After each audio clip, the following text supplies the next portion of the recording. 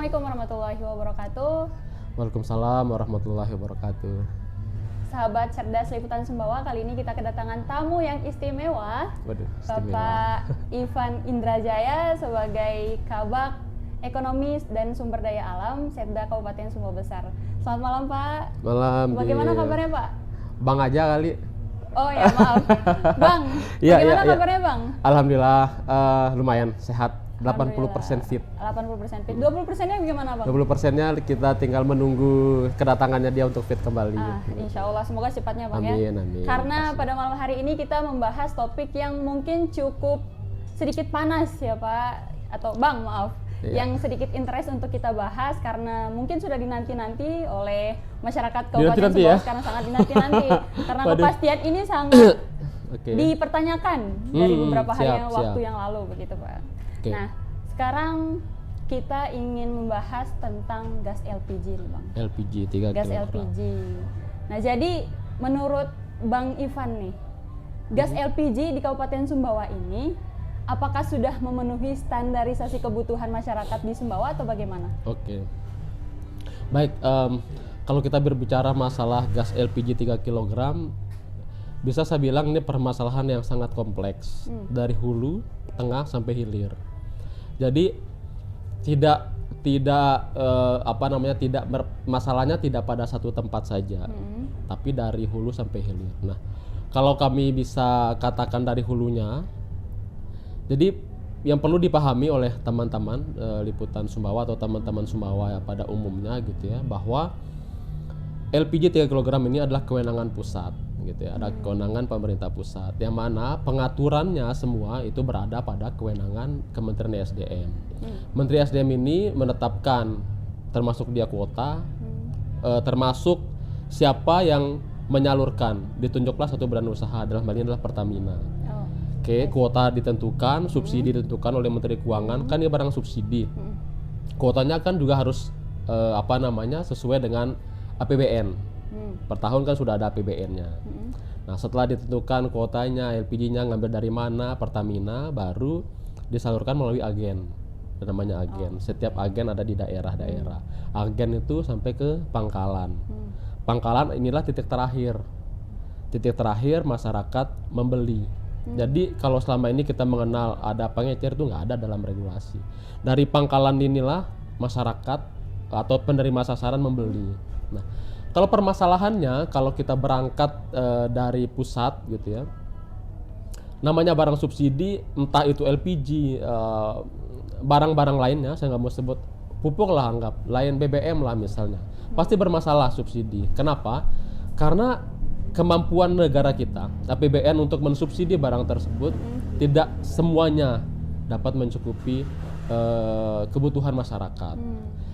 Sambil contoh di Sumbawa, kebutuhan LPG kita itu taruhlah 5,8 juta tabung per tahun.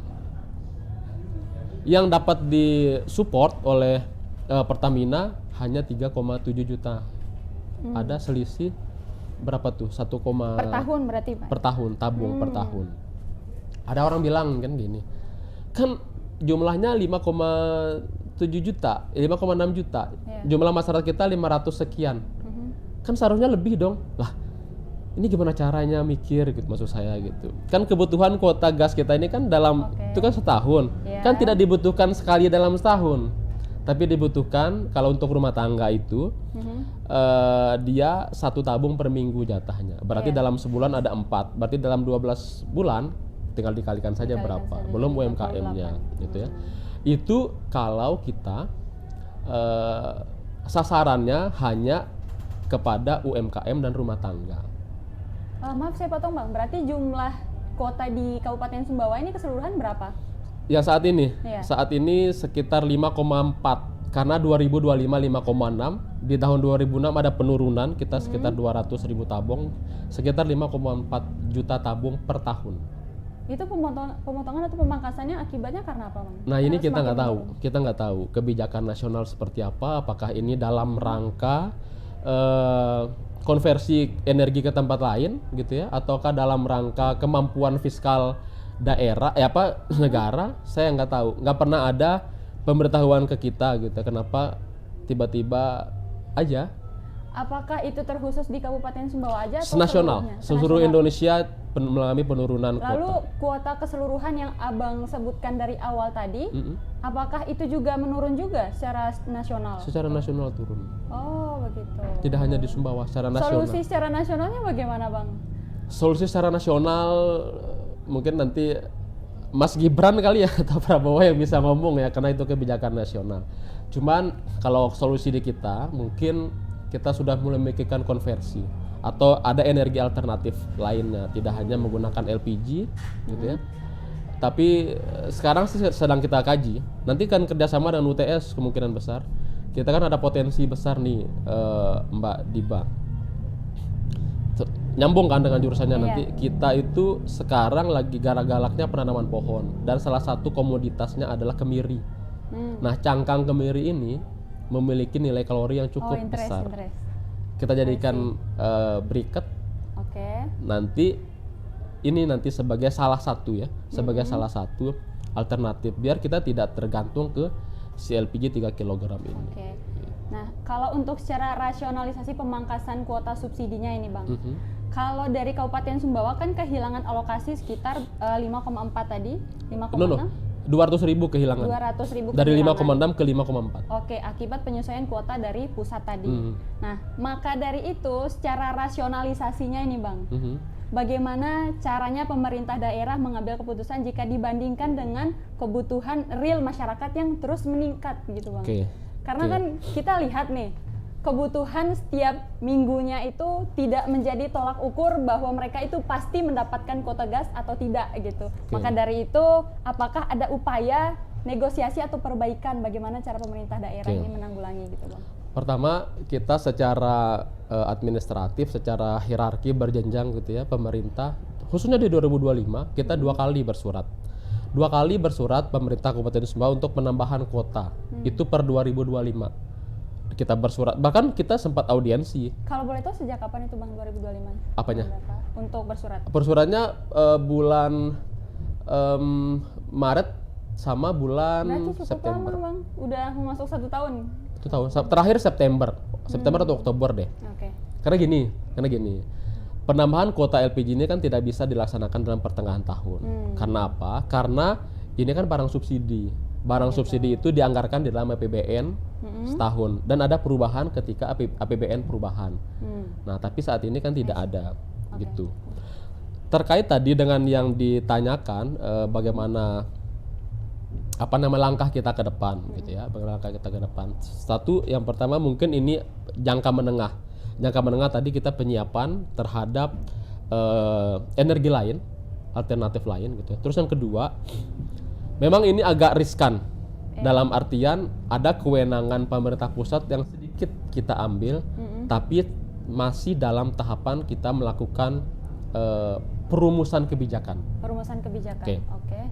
Gini, di dalam regulasi yang berhak menerima LPG 3 kg ini, pertama rumah tangga, yang kedua pelaku usaha mikro, yang ketiga petani sasaran, yang keempat nelayan sasaran. Tidak ada satupun nomenklatur yang mengatakan khusus untuk rumah tangga miskin. Nggak ada. Makanya kita lihat sekarang tabung kan sudah nggak ada tuh tulisan rumah tangga miskin. Untuk rakyat Tapi lagi-lagi ini kan barang bersubsidi. Tentu kita bisa sandingkan dengan regulasi-regulasi lainnya gitu. Nah, saat ini kita pemerintah tidak tinggal diam. Selain sidak yang kemarin, nanti kita bahas sidak. Yang sedang kita laksanakan sekarang adalah mencoba mendata masyarakat rumah tangga yang sekiranya di dalam data DTKN gitu ya, data dinas sosial itu masuk dalam desil 1 atau 4 yang keluarga kurang mampu. Sekarang kita data. Ada desilnya apa ya? Ada desil sampai 4 lah minimal gitu ya. Karena yang ke atas itu sudah lumayan lah ekonominya. Kemudian usaha mikronya juga kita data. Kita klasifikasikan omsetnya. Usaha mikro berarti yang masuk UMKM juga masuk ke usaha mikro. UMKM. Oh, I see. Kalau dulu kan UMKM bahasanya nih di dalam regulasi. Oke, Sekarang gitu. kita Diganti. filter lagi menjadi usaha mikro saja. Oh, I see. Karena kalau menengah kan udah gede banget kan. Benar. Mikro kan aset di atas sampai dengan 1 M. Di atas itu kan udah, Berarti di atas itu udah nggak boleh pakai yang subsidi, Bang, ya? bukan nggak boleh ya. Seperti lagi kita sedang mendata. Karena kalau kita bilang nggak boleh, kita kan melanggar regulasi di atas. Oke. Tuh, ini yang dilematisnya Pemda di situ. Kita mendata itu. Nah, sekarang kita mencoba data sehingga nanti kita menemukan kebutuhan real seharusnya masyarakat yang boleh menggunakan. Nah, data-data yang kita kumpulkan, kita sudah bersurat ke kecamatan, ke desa. Data-data yang disampaikan tadi kita akumulasi ini. Berapa sih jumlah masyarakat kita desil 1 sampai 4 plus usaha mikro tersebut, berapa kebutuhannya dengan asumsi satu rumah tangga menggunakan maksimal 4 tabung per bulan dan UMKM itu maksimal 8 sampai 9. Oke. Sehingga nanti kita dapat data ini. Kemudian kita akan sandingkan dengan data yang kita minta ke Pertamina dan agen. Berapa sih kebutuhan real sebenarnya, kuota real kita. Misalnya dengan kita sudah filter tadi sampai level rumah tangga, desil dan usaha mikro. Ternyata pasti ada selisih nanti kan. Kita nggak tahu nanti selisihnya bisa saja surplus atau bisa saja defisit. Nah, kalau surplus alhamdulillah, maka kita bisa mengatur apakah nanti menggunakan KTP, menggunakan kupon, teknisnya seperti apa. Tapi tetap pada tataran kita pemerintah tidak bisa melaksanakan kebijakan itu, harus persetujuan pusat karena ini adalah kewenangan pusat atau dari Pertamina. Kita hanya coba mengajukan ini loh, kalau bisa seperti ini maka kita bisa filter. Atau kalau misalnya kuotanya ternyata kurang masih, mungkin kita bisa menggunakan sistem gantian. Misalnya nih di dalam satu desa gitu ya, ada 200 yang kita data, kuotanya 100. Maka yang 100 mendapatkan minggu ini, minggu depannya yang 100. Oh gitu. Kalau nggak gitu kita nggak akan bisa. Jadi sistem rolling gitu. Sistem rolling. Kalau lagi ya, kalau data yang kita dapat itu nanti dia defisit jumlah kuotanya. Oh gitu. Tapi ini beratnya kenapa? Karena ada yang bukan menjadi kewenangan pemerintah daerah. Nah, sedikit lagi yang menjadi kewenangan pemerintah daerah itu apa? Provinsi menetapkan HET, hanya HET, harga eceran tertinggi. Harga subsidinya kan sudah APBN nih, pusat. Turun ke kita. HET-nya ditentukan. Misalnya sampai daerah A gitu ya, dengan jarak kalian boleh menjual maksimal sekian. Oke, selesai.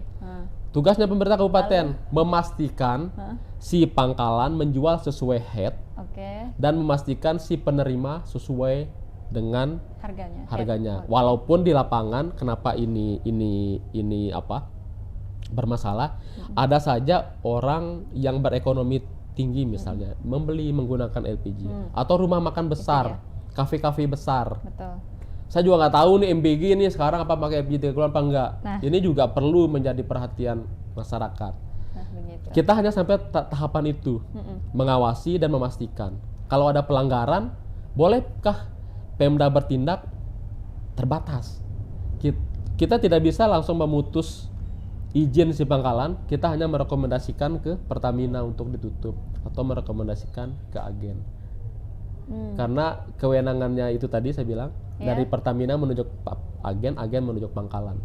Pemerintah daerah ini tidak. Baik. Oke, sangat menarik ya Bang. Jadi yang saya tangkap terkait bagaimana kebutuhan real masyarakat di lapangan tadi dengan kuota yang tersedia, ya nggak apa-apa silakan Bang. Dengan kuota yang tersedia dari pemerintah daerah. Pertanyaannya ini Bang, lalu bagaimana solusi dari pemerintah daerah terkait kesinambungan kebutuhan real masyarakat tadi dengan nakalnya pangkalan sampai ke agen. Nah, dari agen ini kan tidak berhenti sampai di situ, Bang. Betul. Ada lagi yang namanya eceran. Sehingga eceran ini yang membuat problem besar, Bang. Disitulah titik lemahnya bagaimana cara pemerintah bisa menanggulangi orang yang menjual tidak masuk logika gitu, Bang. Sudah susah kita dapatnya langka, mungkin juga bisa lebih sulit lagi untuk beberapa minggu ke depan seperti yang Abang sampaikan tadi, sampai menggunakan shifter rolling segala macam sehingga sekalinya dapat harganya 50.000 gitu, Bang. Betul. Bahkan ada yang waduh, itu bagaimana tanggapannya, Bang? Bahkan sempat 60.000. Itu nah, itu yang kita tutup. Oke. Jadi apa yang kita lakukan gitu ya? Pertama, tentu dua yang kita jaga. Menjaga HET tetap dijual dan menjaga sasarannya sesuai dengan peruntukan. Yang terjadi, kita tahu kok gitu. Artinya kita mendapatkan laporan. Mungkin ini apakah ini bagian evaluasi atau nanti keterbatasan tim Satgas gitu ya. Ada oknum pengecer. Kalau sekarang kita tidak menyebut pengecer deh, karena nggak ada dalam regulasi itu. Mungkin penimbun lebih kasar. Sehingga kalau penimbun nih enak kita pidanakan gitu ya. Itu ada. Gimana cara mereka dapat? Kan pertanyaannya gitu. Ngambil nih. Banyak modus ya. Saya sampaikan beberapa modus nih biar teman-teman paham, dan kenapa nanti pada ujungnya pemerintah itu bukan nggak mampu tapi meminta juga pengawasan dari masyarakat. Nanti ujungnya ke sini. Saya sampaikan dulu. Modus pertama, si pengecer atau si penimbun. Dia membeli di misalnya Mbak Diba. Dia membeli satu di Diba. Saya sebagai agen ini. Pangkalan. Agen pangkalan titik. Beli di saya satu, misalnya saya pangkalan. Beli di sini satu, di sini satu. Dikumpulin sama dia sehingga dia dapat banyak. Ketika langka, hukum ekonomi kan. Supply demand. Kalau barang kurang, masyarakat pengen butuh, ya udah, lu mau bayar berapa? Gua punya nih. Saya punya nih 50.000, daripada orang nggak bisa masak, bayar. Inilah salah satu modus yang terjadi. Itu yang pertama. Itu yang kedua, kita juga tidak memungkiri si agen bahkan si pangkalannya pun nakal. Ada oknum-oknum nakalnya. Iya betul. Caranya seperti apa? Banyak. Satu, ini kan barang yang subsidi, harganya sangat-sangat jauh sekali. 3 kg itu maksimal 19.800 atau 20.000 deh. Paling mentok di 20.000. Walaupun nggak boleh sebenarnya. 19.800. Itu 3 kilo. Harga LPG yang non subsidi yang 12 kilo misalnya 280-an ya, hampir 300. Kurang lebih segitu. Bayangin kalau ada oknum yang mengoplos. Bayangin berapa tuh? Udah oplos mahal lagi. Mahal. Bayangkan dengan dia modal untuk mengisi 12 itu hanya 4 tabung misalnya. Bisa saja 3 tabung. 3 kali 2 60.000, dia menjual sampai 280. Siapa yang nggak tergiur? Itu salah satu modus. Oke, itu modus yang besar. Modus kecil ada. Si driver kadang nih. Si driver seharusnya dia menurunkan di pangkalan ini 10 misalnya. Ternyata dia juga menjual juga ke pengecer. Ada orang nawarin, daripada kamu bayar di sana tuh misal 20.000, 19.000 deh, aku bayar 25. Kira-kira siapa yang nggak tertarik gitu ya? Nggak ditangkap supir-supir kayak gitu. Itu makanya nanti saya ke sana. Ya. Itu. Nah, akhirnya semua ini menjadi, bahkan si pangkalan pun misalnya. Saya ingin mengajak kita semua melihat bahwa permasalahan ini sangat kompleks banget. Si pangkalan pun sendiri ada rumah makan yang menawarkan, daripada kamu jual 20 ke masyarakat, saya bayar 25 atau 30. Mau nggak? Mau dong. Ya kan? Ini ilmu ekonominya, hukum ekonominya. Yang besar kira-kira ya. Masyarakat sendiri pun, ASN nih, pegawai BUMN, BUMD, kan ada himbauan dilarang, masih aja menggunakan, masih aja membeli gitu. Padahal peruntukannya hanya untuk rumah tangga. Itu katanya Pak, saya dengar ibu-ibu di kantoran itu Bang, anehnya gas LPG yang cuma 3 kilo katanya isinya lebih banyak, makanya kita suka pakai yang itu. Nah, itu kan bisa dibilang oknum juga tuh Bang. Oke, sekarang gini bagaimana? Ya. Sekarang gini, kita coba logika kebaliknya deh. Katanya lebih banyak. Bukan dia lebih banyak kali. Mungkin 12 kilonya yang kurang. Karena dioplos. Seharusnya menggunakan 12 kilo, tapi kalau misalnya nih dioplos hanya dengan 3 tabung yang seharusnya 4 tabung atau 2 tabung. Bahkan ada 1 tabung. Kayak contoh di daerah lain yang saya sebutin. Ada yang 3 kilo itu langsung dimasukkan ke 12 kilo. Itulah kenapa masyarakat bilang kok cepat habis. Nah, pengawasan seperti ini, Mbak Diba, bayangin. Bukan saya berkata tidak mampu. Di seluruh desa, di seluruh penduduk se-Sumbawa gitu ya, dengan keterbatasan kita tim Satgas. Oke, kita sidak ke titik A. Berapa kamu jual? 20 Pak, 19.800 Pak, pas kita datang sidak. Nggak nyampe 2 menit kita pulang berubah lagi, siapa yang bisa pantau gitu. Iya nggak? Iya betul. Belum lagi kalau dia tengah malam menurunkan barangnya atau saat tidak ada petugas. Gimana cara pantaunya? Salah satu yang kita laksanakan, yang kita buat call center kemarin, lapor gas namanya.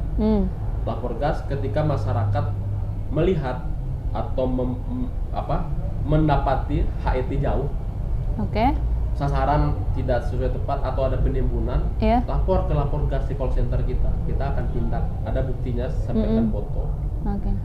Ternyata lapor gas juga belum optimal karena keterbatasan, ada masyarakat yang ngapain saya melapor, atau pada akhirnya ya satu kata kunci nih, kesadaran si agen, kesadaran si pangkalan, kesadaran kita untuk menggunakan Satgas juga, Pak. Kesadaran Satgas, keterbatasan Satgas. Kita sudah berupaya menutup, sudah 2 pangkalan yang resmi kita tutup, dan 2 yang sedang kita rekomendasikan, sampai sekarang belum ada informasi dari Pertamina. Jadi gini, menariknya penutupan pangkalan dari Pemda ketika anggap Diba nih agen, saya pangkalannya Diba.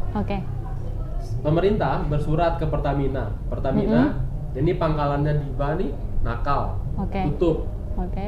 Disetujui sama Pertamina tutup. Enggak hanya Diba yang kena, enggak hanya saya yang kena sebagai pangkalan, Diba pun kena. Pengurangan kuota selama 1 bulan. Sehingga kita kemarin kan mencoba, ayo agen kita rangkul. Kalau kalian nggak mau menegur atau mengawasi pangkalan kalian, kita yang langsung tegur ke Pertamina, kalian berkurang kuotanya. Akhirnya kemarin ada 12 yang kita peringatan keras ke agennya, biar ditegur. Efek jerah gitu, Bang. Kemarin kan seminggu 2 minggu hampir tenang nih. Memasuki bulan Ramadan pun naik lagi. Sehingga yang terjadi itu yang saya sebutkan tadi, tidak hanya kepada pengawas. Kita akui pengawasan kita belum optimal. Kita akui, saya sebagai mungkin representatif dari tim Satgas berbicara di sini. Tapi tidak menutup kemungkinan yang nakal tadi itu masyarakat. Nah, ini penting. Kenapa kami minta masyarakat gitu ya? Bukan dalam artian ada yang komen misalnya di grup ya, apa sih kerjanya pemerintah gitu. Oke gitu loh. Tapi gini, kita harus pahami bahwa ini adalah barang subsidi yang menggunakan APBN, yang mana berasal dari pajak-pajak kita semua. Kalau ini tidak sesuai peruntukannya, siapa merasakan dampaknya? Kita juga kan. Kita ingin menjaga sasaran ini tepat dan harga ini tepat, tapi kita menghabiskan banyak energi berkomen-komen di media sosial, marah-marah ke pemerintah, daripada energi itu banyak kita habiskan ke sana. Boya misalnya ada yang menjual salah sasaran, tegur aja atau difoto, laporkan ke kami atau laporkan ke polisi deh misalnya. Dengar kawan-kawan liputan. Laporkan ke polisi, bisa pidana ini karena penyalahgunaan barang subsidi, bisa dilaporkan pidana langsung. Udah dijamin, Bang ya? Jamin. Karena kan ya kalau nggak kita siapa lagi kan yang dapat mengawasi diri kita. Kan gini, dikit-dikit nih di sampingnya sendiri medsos, FB lah yang paling oke di sini. Ini harga senyum pemerintah kemana-kemana, daripada dia lama ngetik, pernah nggak ditegur misal ya.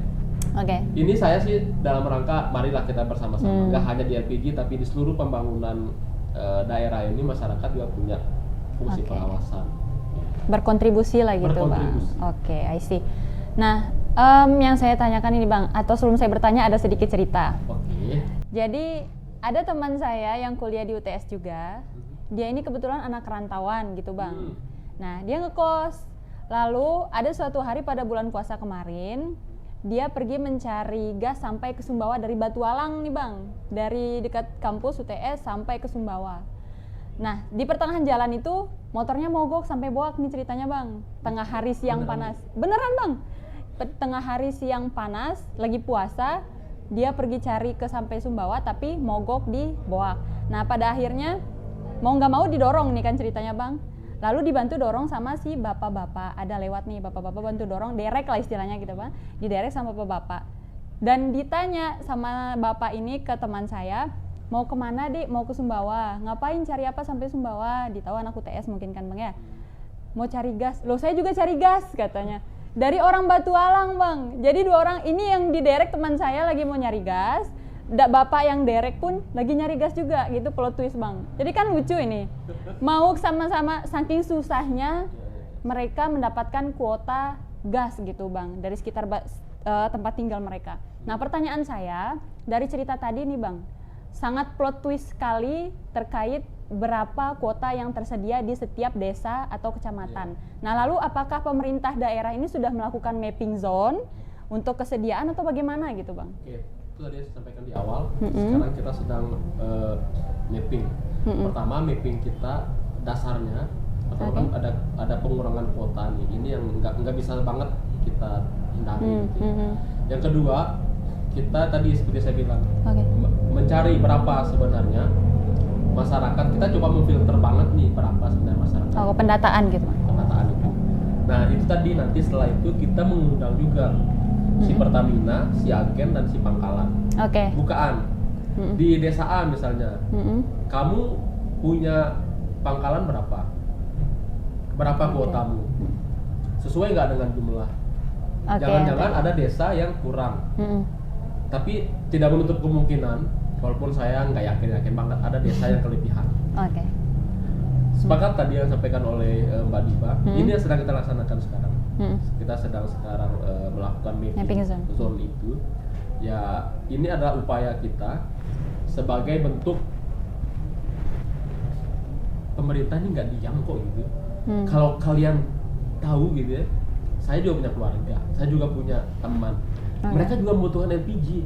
Nggak ada pemerintah yang ketawa-ketawa ketika LPG ini langka. Hahaha, jarang. Nggak ada, sumpah nggak ada. Kita juga sedih, kita juga dimarah-marah. Dimarah-marah, dihajar itu nggak enak gitu, nggak bisa tidur nyenyak gara-gara dianggapnya pemerintah nggak kerja. Nggak mungkin lah. Nggak ada satu pemerintah pun di dalam dunia ini yang sengaja membiarkan masyarakatnya menderita. Berarti merasakan kesulitan juga bang ya? Sangat. Sih. Kalau memang sekiranya sudah dilakukan mapping zone nih bang, kenapa masih ada kelangkaan gas tadi yang pertama, lalu ditambah lagi ada yang beli dengan kuota banyak seperti pengecer tadi. Nah agen nih kan seperti yang abang sampaikan sudah ada yang ditutup, cuman ditutupnya itu dengan diberi efek jera pengurangan kuota. Ke si agen, betul. Pangkalannya ditutup. Nah, tapi bagaimana agen ini diberi efek jera yang benar-benar memahami regulasi dari pemerintah, lalu si pengecer ini juga mengapa masih mendapatkan kuota yang lebih banyak tadi. Ketika sudah dibuatkan mapping zone, dapat ditransparansi ke publik sebagai bentuk ini loh, perencanaan yang harus kalian ketahui dari kita sebagai pemerintah daerah kepada masyarakat. Nah, jadi perpangkalan itu berapa juga yang harus diketahui bahwa kuota kalian itu segini, usaha mikro atau rumah tangga segini yang mendapatkan gas gitu bang. Bagaimana? Jadi kembali lagi, saya banyak ditanya semua orang, diminta data gitu ya. Berapa sih data setiap pangkalan, setiap agen? Pemerintah juga punya data. Yang memiliki data itu Pertamina. Nggak bisa dimintain gitu tak? Kita bersurat, diberikan. Tapi data ini ada ya data yang bersifat terbatas. Hanya pemerintah yang bisa mendapatkan. Karena apa? Nanti implikasinya akan melebar kemana-mana kalau terbuka bebas. Bisa saja ada penyelewengan, ada penyalahgunaan data dan bla bla bla bla, gitu ya. Jadi transparansi data itu bukan data plek apa adanya, tetap ada filter, data mana-mana saja. Bahkan kita pun tidak memiliki akses untuk membuka langsung data itu per bulan, per hari. Tetap kita bersurat secara resmi. Terakhir Desember kita bersurat, Sekda ke Pertamina. 3 minggu baru dibalas surat kita, bayangkan. Kenapa slow respon sih bang? Nggak dimarahin? Dalihnya gini. Pertamina maaf ya, harus saya sampaikan. Kita bersurat ke Mataram. Kata si Mataram, bukan kewenangan kami, harus kita teruskan ke yang berada di Surabaya. Lu bayangin tuh, baru turun. Terus pemerintah bisa apa nih gitu? Kita kejar-kejar terus, telepon terus, saya kontak terus. Mungkin ada orang-orang Pertamina yang sudah nggak mau angkat telepon saya. Saya kejar-kejar terus, bahkan kita audiensi kemarin. Sudah sempat audiensi kemarin. Nah, terkait dengan si agen dan pangkalan tadi itu yang kami sampaikan. Kita kan keterbatasan. Oke.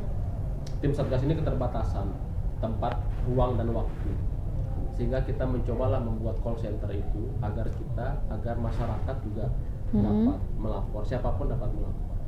Kalau buktinya fix, buktinya sudah jelas, kita tutup. Si agen pun bisa kita rekomendasikan untuk tutup. Bahkan lagi-lagi saya bilang bisa dipidanakan karena ini permainan barang subsidi. Ya, ini barang subsidi, tidak main-main gitu. Cuman itu lagi tadi data fix atau data real yang mereka menimbulkan ini kan gini, laporan kita terima dari masyarakat kan. Iya bang. Pak atau tim Satgas, ini ada penimbunan di titik A. Oke. Dia melaporkan jam 7 pagi, misal. Kita turun jam 9 udah hilang. Coba dia foto, lapor ke kita, bukti kita punya data, bisa. Itulah keterbatasan kita masih dengan jarak. Oke, kalau di Sumbawa, gimana kalau misalnya di Taranu tuh atau di Lunyuk dilaporkan jarak ke sananya berapa jam? Bukan kita pembenaran. Tapi ini adalah fakta yang harus sama-sama kita ketahui. Kita semua punya keterbatasan. Walaupun tim Satgas ini kan camat juga masuk tim Satgas sekarang. Dulu nggak semua camat, 2025. Sekarang saya kan baru Agustus. Saya Agustus nggak sih? Agustus ya? Saya Agustus 2025. Saya masuk, langsung saya buat lapor gas. Upgrade data semua. Sekarang itu kita pendataan, kita mapping ulang karena sebenarnya idealnya itu si pangkalan itu memiliki aplikasi. Siapa masyarakat yang berhak menerima punya sebenarnya, tapi by KTP nih, by name, by address.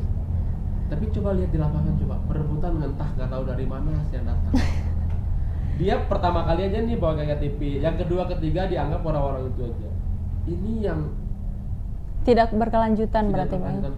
Apakah ini kesadaran gitu ya, kesadaran kita yang nggak ada, ataukah ada keuntungan lebih besar kalau dia menjual misalnya tadi ke pengecer yang menjual lebih banyak atau ke rumah makan besar?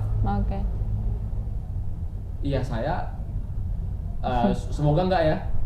Mungkin 5 di antara 10 orang kalau ada penawaran lebih tinggi harganya mungkin akan menjual ke yang lebih tinggi. Saya tidak memperrata, mungkin ada 5 atau 10 orang. Mungkin yang 5 inilah yang sekarang bagian dari si pangkalan. Begitu Bang ya, seru-seru. Jadi total pangkalan di Sumbawa sekarang berapa Bang? Total pangkalan sekarang fixnya itu sekitar 600-an deh, 640-an. Kita tutup. Sekabupaten Sumbawa. Sekabupaten Sumbawa. Agennya 9. Yang ditutup kemarin sekitar berapa itu Bang? Dua sudah fix, 2 kita usulkan. Kalau agen? Agen belum. Nah biasanya kan yang terlalu banyak penimbunan ya Bang ya, sama yang peningkatan harga tidak masuk akal itu justru lebih banyak dari agen ke pengecer. Nah lalu kalau belum ada tindak lanjut untuk agen-agen yang masih banyak nakal di luar sana itu Bang, bagaimana solusi mereka itu bisa diberi efek jera sehingga tidak terlalu banyak melakukan penimbunan ke pengecer lagi gitu? Itu tadi saya ulangi lagi ya. Kita kalau mendapatkan bukti, dia langsung tindak tegas, nggak ada ampun, nggak ada apa, langsung kita rekomendasikan tutup. Kalau kita lapor ke agen, lu mau tutup nggak? Kalau kamu nggak mau tutup, kita bersurat ke Pertamina tutup. Si agen yang ini. Nah tapi itu lagi, kita kan harus memiliki bukti. Ya kan? Ada bantuan tadi. Tidak bisa dari katanya. Katanya dari kamu sana. Turun tim Satgas, cek HIT nih, misalnya kan HIT. Enggak Pak, kita jual 19.800 kok. Main mata mungkin atau apa? Terus kita pulang, kita dengar sih, tahu sih. Rumor-rumor 20.000, 30.000 tahu gitu. Tapi ketika sidak kan bukti yang kita butuhkan. Kan kita tidak bisa bertindak katanya-katanya. Iya, betul. Bisa saja ada orang yang iri dengan si pangkalan temannya. Tidak menutup kemungkinan. Sehingga kita harus buat data kita. Nanti kalau kita salah, kita juga dilaporin balik misalnya. Berarti udah ada data-datanya di pemerintah daerah Bang ya? Nah, jadi gini, kenapa lapor gas itu penting gitu ya? Oke. Ini teman-teman kita yang buat nih, teman-teman ini. Bahkan anak UTS juga buat salah satu di belakang layar lapor gas ini. Oke. Siapapun yang melapor, itu kan terrecord di admin kita. Ada foto, ada namanya dia, alamat, apa permasalahannya, minimal itu yang disampaikan. Apakah kita langsung percaya? Enggak. Karena gini, bisa saja ada orang ngiri ya, kan kita tentu kemungkinan nggak suka sama bakalan ingin tutup. Kita lagi-lagi tetap kita klarifikasi lapangan, memastikan benar, kita memantau, kita melihat, atas dasar lapor gas itulah kita sudah 4 ini yang kita tertutup. Kalau dulu kan nggak pernah ada. Nah, saya rasa ini sudah kita mulai berjalan di samping jalan on the track. Belum on the track banget sih, saya akui lah gitu ya. Tapi kita ingin berjalan di on the track. Berjalan on the track secara regulasi iya, tapi secara kemanfaatan diterima masyarakat mungkin masih belum. Saya nggak menutup, nggak anti kritik kalau orang ribut-ribut di media sosial. Ya karena faktanya memang seperti itu. Apa menyebabkan itu tadi? Kompleksitas permasalahan ini yang nggak bisa hanya pemerintah sendiri yang mengurai, tapi harus ada pengawasan juga dari teman-teman, apalagi mahasiswa. Ayo Kemal lah. Kemal lah mahasiswa, kita bergerak gitu. Kalau ada apa namanya, terlihat mereka menjual ke pengecer, foto kirim ke saya, ke WA saya. Oh gitu. WA saya ada di sini. Iya, siap-siap. Berarti kita bekerja sama gitu, Bang. Takutnya nanti dikira ayo mahasiswa, dikira pemerintah nggak ada ngapa-ngapain lagi gitu kan, Bang. Waduh, lebih parah lagi tuh. Ini terus pemerintah kerjanya apa? Ya elah gitu. Kalian tinggal lapor doang kok gitu loh. Oke.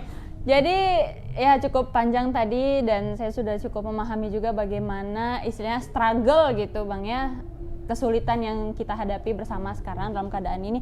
Tetapi Bang, lagi-lagi nih, output atau jangka panjang yang harus diambil oleh pemerintah menjadi solusi untuk efektivitas kembali gitu Bang. Benar-benar gimana sih jalan keluar atau solusi dari pemerintah yang gini-gini terus malah makin hari makin sulit gitu Bang. Apakah tidak ada jalan lain, solusi yang memberikan output gitu Bang, yang secara berkelanjutan jangka panjang sehingga kita bisa meminimalisir secara perlahan, masyarakat juga teredukasi mungkin gitu Bang, itu aja. Oke. Saya akan menjawab dalam 2 versi. Oke. Saya berbicara sebagai representatif dari bagian ekonomi dan nanti saya akan berbicara sebagai pribadi saya sebagai seorang Ivan. Oke. Saya berbicara normatif dulu nih. Serius. Serius yang ini. Oke, pertama tadi saya sudah sampaikan kita mencoba mencari alternatif lain. Apakah itu dengan cangkang kemiri, karena sejalan juga dengan proyek kita Sumbawa Hijau Lestari, penanaman pohon dan kemirinisasi atau penanaman pohon-pohon lain. Kalau ini bisa masih kita laksanakan, minimal di daerah-daerah penghasil kemiri, ya udah deh nggak usah pakai LPG, pakai si briket. Sudah masuk dalam perencanaan berarti Bang ya? Masuk. Oke. Sedang kita kaji di gitu. tempat saya. Nanti teman UTS kita akan ajak. Itu pertama. Terus yang kedua, tentu kita berupaya kita mencari solusi bagaimana penambahan kuota. Di daerah ada orang membandingkan di Mataram kok nggak ada masalah. Ya iyalah di sana kotanya terpenuhi. Terpenuhi banget. Oh gitu. Dan jaraknya juga nggak jauh. Kalau di kita, bayangin nih. Lunyuk, Ropang, Alas Barat, Taranu. Dari ujung ke ujung ya? Ujung ke ujung. Oke. Itu tetap kita upayakan bagaimana si kuota ini terjaga. Dan yang pasti bagaimana teman-teman Pertamina, agen dan pangkalan juga menyadari perannya seperti apa. Penindakan hukum pasti nanti kita akan upayakan ada penindakan hukum. Biar kami beranggapan dulu gini, efek jerah ketika ada pangkalan ditutup, bisa pangkalan lain ini merasakan efek jerah. Oke. Ternyata itu berjalan sebulan, aman ya. Balik lagi. Apakah ini modusnya udah mungkin gitu aja sih, kita nggak ditahu. Atau si pangkalan ini tidak mendeteksi pengecer tadi. yang membeli di sini satu, di sini satu, di sini satu, Oke. di sini satu, kan Oke. tidak terdeteksi Betul bang. karena data kita kurang valid. Data ini sangat penting banget. Kita salah data sampai ke belakang itu pasti kita akan salah kebijakan kita. Oh, I see. Pasti akan salah. Makanya base data itu sangat penting banget. Oke.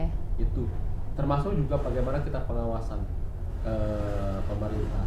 Mm-mm. Karena kita berada hanya pada pengawasan dan memastikan Oke. itu terjaga. Dan kita berdoa semoga ekonomi masyarakat Sumbawa kita Amin. meningkat sehingga tidak terlalu bergantung pada LPG. Bagaimana caranya? Ada program-program pemerintah di dalam RPJMD untuk meningkatkan ekonomi daerah. Itu lain-lain dari pemerintah daerah. Kalau saya secara pribadi, ini pribadi saya ini, saya sudah Oke. sampaikan kemarin di rapat dengan gubernur, dengan Pertamina provinsi.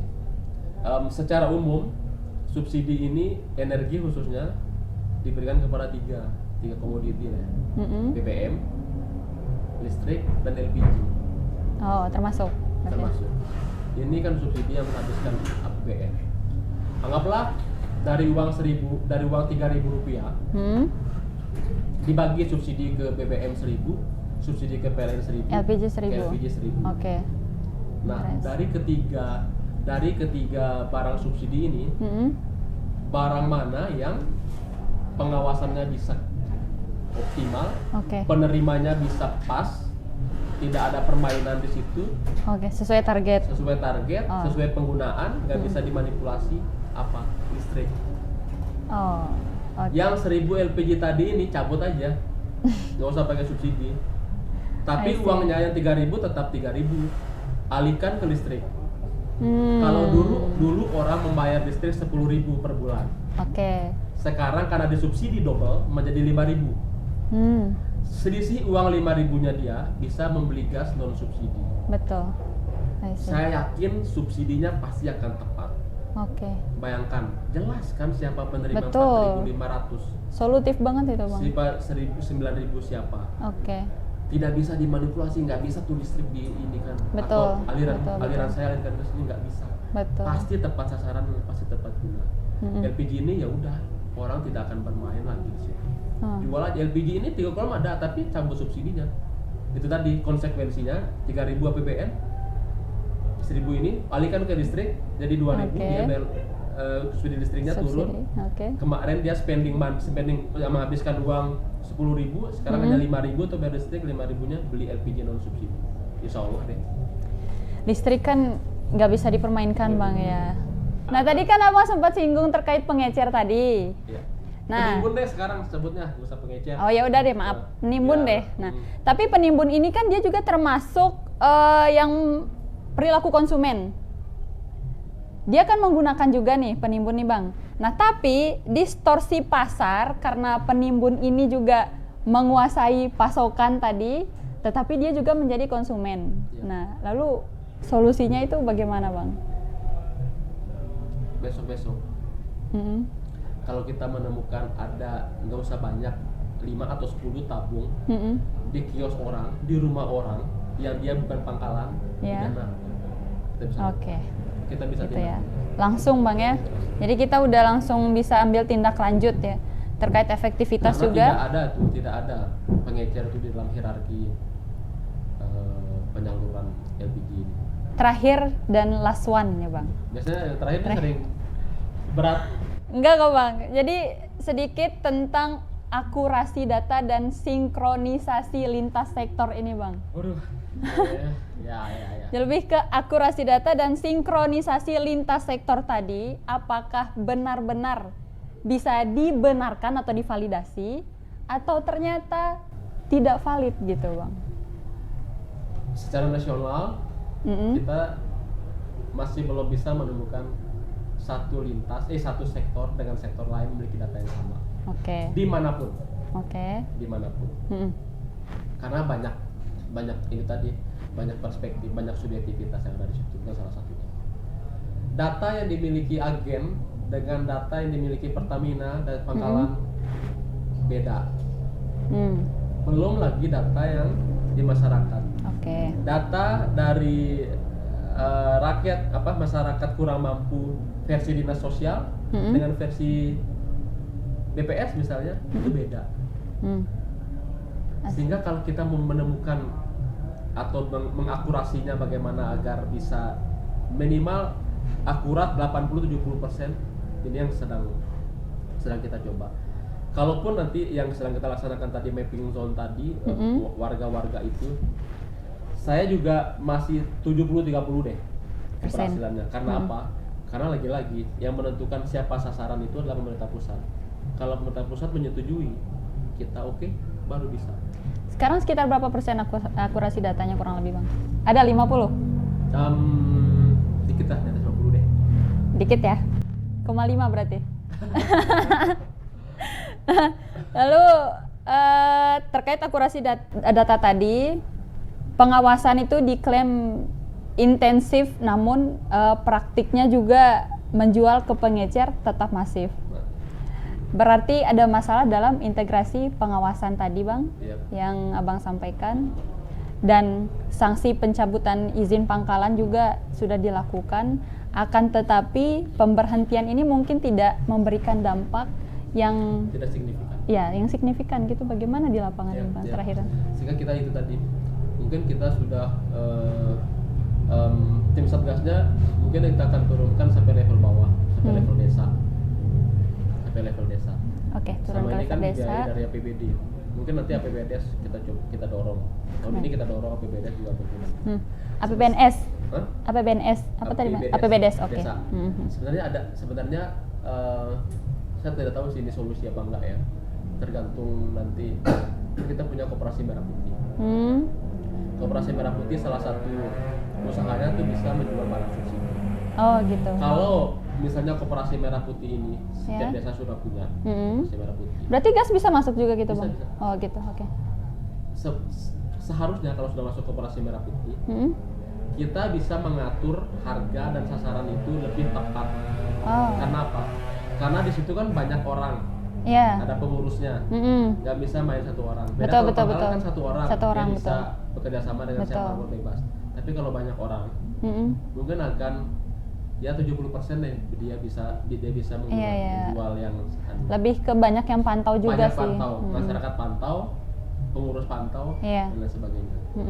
Ini salah satu jangka menengah kita juga nanti apakah KMP ini Koperasi Merah Putih ini menjadi bagian juga nanti dari si penyalur LPG. Oke, terima kasih sudah mendengarkan kawan-kawan semua. Sampai jumpa di podcast-podcast yang mencerdaskan selanjutnya. Tetap kritis karena suara Anda adalah sebuah perubahan. Terima kasih Bapak. Wassalamualaikum warahmatullahi wabarakatuh. Waalaikumsalam.